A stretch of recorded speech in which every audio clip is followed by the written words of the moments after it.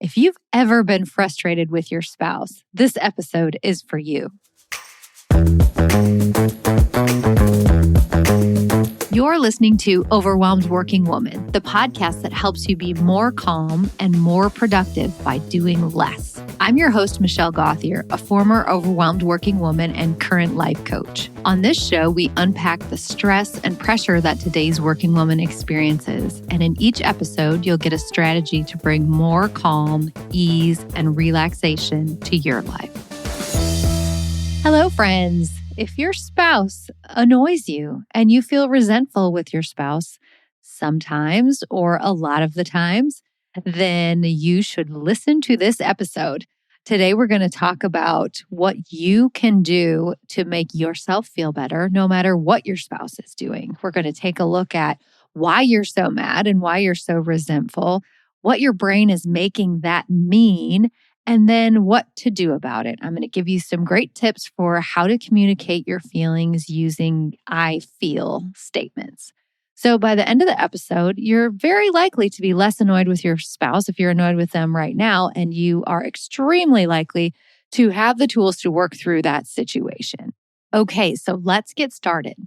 First of all, I think it's safe to assume that as women, we have more workload in our relationships, especially when we have kids. Like studies show this. I'm sure there are some 50-50 couples out there where everything is split right down the middle, but I don't know any of those couples. And I think it's safe to assume, based on research that has been done, that women tend to carry a heavier workload than men do, especially when it comes to the home. If you aren't too familiar with this topic yet, you should go back and listen to episode 30, which is about the invisible workload of women. There's a ton of great information in there. But for now, let's just go with the assumption that as women, we are carrying more of that invisible workload and more of even the seen workload than our partners often do. For example, last week around here was Teacher Appreciation Week, and I would go out on a limb and say it's very rare in a household that the dad of the household would be like, hey, it's Teacher Appreciation Week. What do we need to do this week? Do we need to get some flowers? Should I have the kids write notes? Are we supposed to be bringing in some food?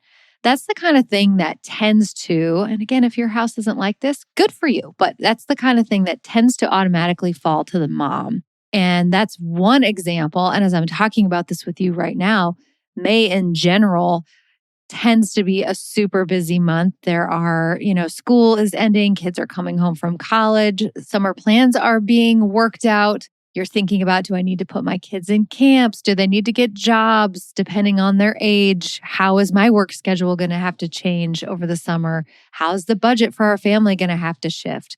So a lot of times what happens, and there's even a study to back this up, which is in that episode number 30 that I just mentioned a few minutes ago, where when parents are going to send their children to summer camps, that it is often the wife in a heterosexual marriage, the wife who comes up with the idea and does the initial research. The husband will jump in when asked to help make the decision about which camp to go to.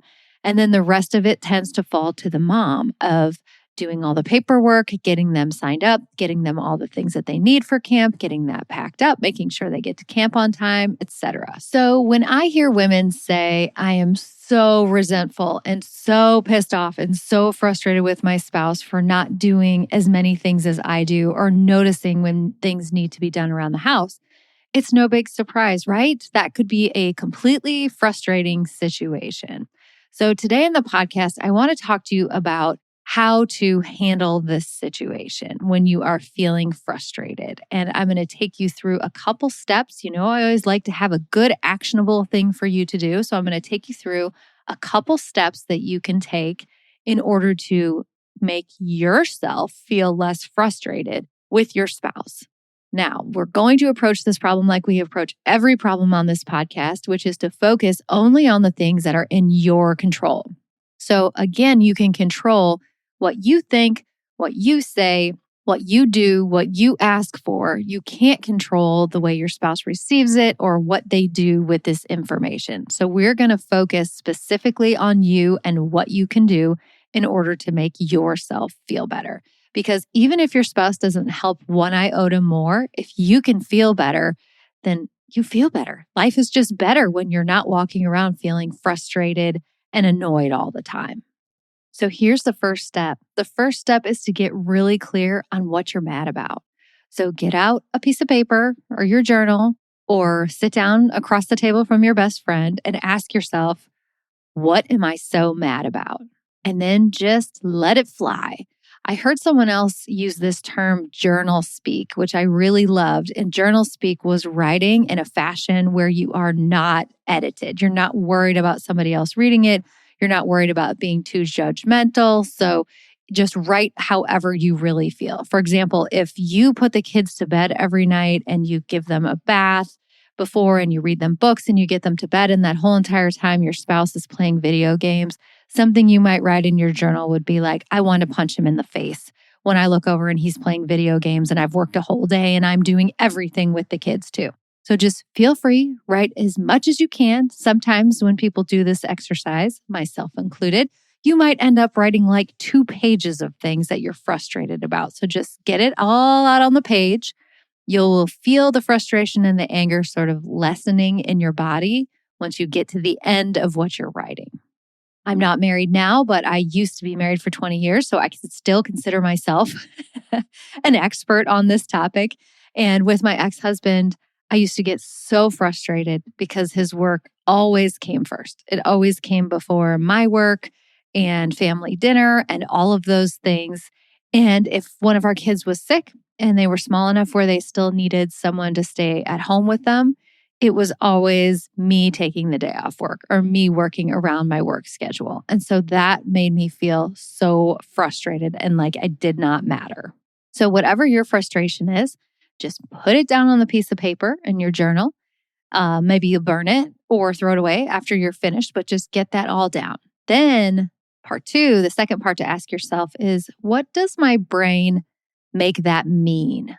So our brain assigns meaning to things that happen. So for example, when my kids were sick and my ex-husband would go to work, what I would make that mean is he doesn't even see me. He doesn't care about my job. He thinks this is always my responsibility. His patients at work are more important than his own sick kids. I had a ton of thoughts.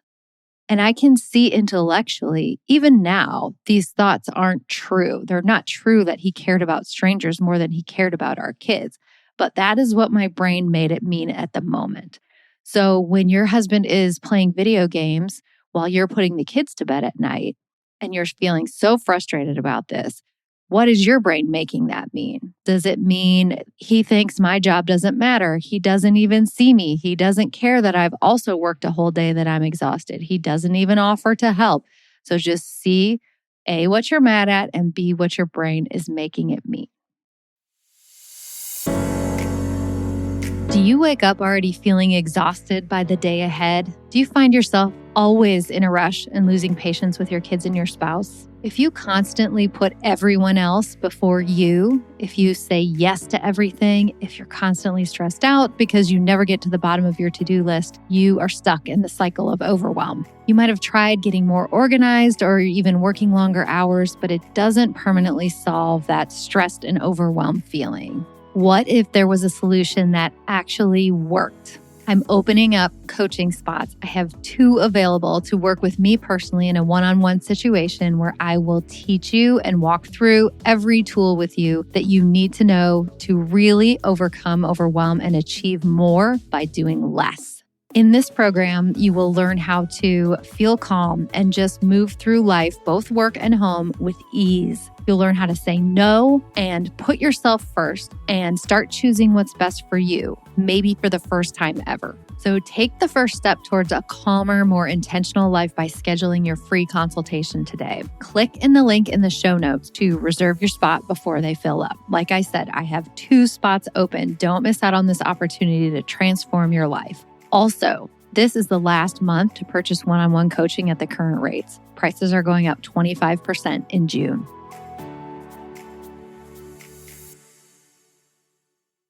Now, the third piece is to ask yourself, how have I communicated this frustration? So in the example that I just gave you, my communication, air quotes, communication was just basically to be annoyed and be really short with him and just carry around frustration. So let's think about your annoying thing. Let's go back to that bedtime example where your husband's playing video games.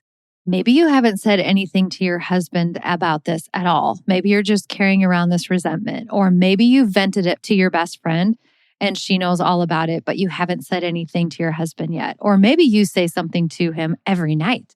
Maybe you're in the bathroom giving the kids a bath and you yell from the bathroom, "It would be nice if I had some help in here." However, you have or have not communicated it up to this point, no judgment, not a big deal. We're just going to start fresh on how to communicate with this issue, assuming that you've never communicated about it before. So even if you're saying something or feel like you're nagging him every night, we're just going to start fresh. Wipe that slate clean, and here's how we're going to do the communication. You're going to say, "When you do X, it makes me feel Y, and here is what I'm asking." What I'm asking is, I guess, Z. So when you play video games, when I'm putting the kids to bed at night, it makes me feel sad and alone, is what I would say. And what I'm asking is, and then insert whatever you're asking for. So what I'm asking is, on Monday, Wednesday, Friday, if you could put the kids to bed. Or what I'm asking is, if you could do it with me, maybe one of us gives them a bath and one of us reads them books and puts them to bed. Or maybe what you're asking for is, on the weekends, I don't do anything during bedtime. Whatever it is that you're asking. So again, it is, when this happens, when you play video games while I'm putting the kids to bed, I feel whatever you feel. And what I'm asking is to do something different. So if I go back to the example I gave about my ex-husband, when you just take off for work and don't even think about it, when one of our kids is sick, it makes me feel resentful. It makes me feel like you don't care. And what I'm asking for is for you to be available sometimes to take the day off, or maybe is for you to, on the days that you have off, spend a couple hours taking care of the kids, or whatever it is that I'm asking for, because then you can know that you have cleanly and clearly stated how you feel and what you're asking for. And while we're on this topic about being clear, here is a pro tip for you that I really, really, really want you to take. Never, never, never waste your time being annoyed that someone else doesn't notice what you need. Why put that responsibility on someone else? People can't read our minds. They just can't. So don't waste your time doing that. Ask for exactly what you need. Last week after Mother's Day, I saw a ton of posts. I can't remember if it was in this working moms group I'm in or a single moms group I'm in. I can't remember. It was in a Facebook group, but everybody was comparing and chiming in on what a crappy job their husband did for Mother's Day. And I was thinking to myself, okay, who asked? Who asked for what they wanted? One woman said, "He didn't even wish me a happy Mother's Day." And yes, that totally sucks. And that would also hurt my feelings. But that would never happen in my house, because I would say, when I got up in the morning, if my kids wouldn't have said, "Happy Mother's Day, Mom," I would say, "Didn't you mean to wish me a happy Mother's Day?" And I had already coordinated with their dad for a Mother's Day gift. They had done things for me, because ahead of time, weeks ahead of time, I started making it clear what I wanted to do and what I wanted to receive for Mother's Day. I know that's a different topic, but it's the same for this. So if you are just angrily putting your kids to bed every night and hoping that your spouse will notice, stop doing that. Don't hope that someone's going to notice what you want. Speak up and ask for what you want. I was just reading the other day about something called walk-away wife syndrome, where the wife just gets more and more annoyed and disconnected and resentful. And then one day she just walks away and gets a divorce. And it looks surprising on the outside, but to the wife, it doesn't feel surprising, because she has been so checked out and resentful for a long time at her husband. And I'm divorced. I think sometimes being divorced is the best situation for certain marriages. But this seemed like such a shame to me, for it just to keep going on and on and on, and then for someone to have to leave to get the attention of their husband. So if you are feeling, I'm not saying you're on the verge of divorce, but if you're feeling frustrated with your spouse, if you do these 3 steps that I suggested that you do, which is ask yourself, why am I so mad? Ask yourself, what is my brain making it mean? And then communicate clearly with I feel statements what you actually are asking for. Then you can know, you can check the box that says, I told this person that I was upset. I told them that I felt this way. I asked them for what I needed. So you can know on your side that you communicated clearly. And by the way, just like you have to do with your kids, you probably aren't just going to be able to say this one time and everything changes. So prepare yourself for that. Prepare yourself to say, remember we talked about how I feel sad when you do X and I'm asking for Y. So be available and willing to multiple times talk through this. Okay, that's a wrap on how to be less annoyed with your spouse. Now let's move on to Michelle's weekly tip for doing less for more success.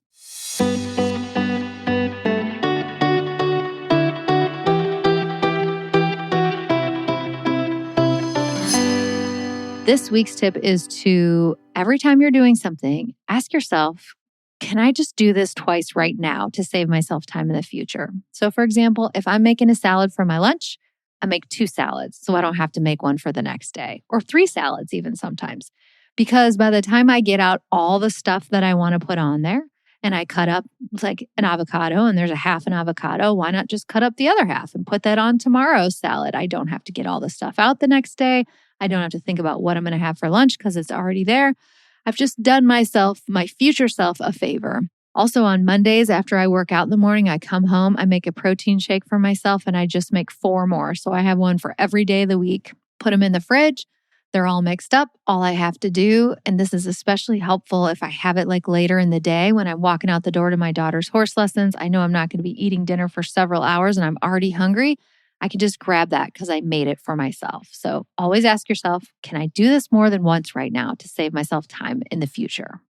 That's all for this week. I just have to tell you 2 more things. Number 1 is there's a cool new feature where you can send me a text in the show notes. There's just a link that says send me a text. So if you have a comment or a question on the episode, that's one of the things that's always bugged me is that there wasn't a great way for you guys to give me feedback. But now you can send me a text. How fun is that? So if you have a question or a comment about today's episode or an episode you would love to have me do, please just send me a text. I absolutely love that. And then second, if you're thinking about taking advantage of the one-on-one coaching situation, don't forget to click on the link in the show notes to set up a free consultation with me. You will get great tips even from the free consultation. Okay, see you next week. Thank you for listening to the Overwhelmed Working Woman podcast. If you want to learn more about my work, head over to my website at michellegothier.com. See you next week.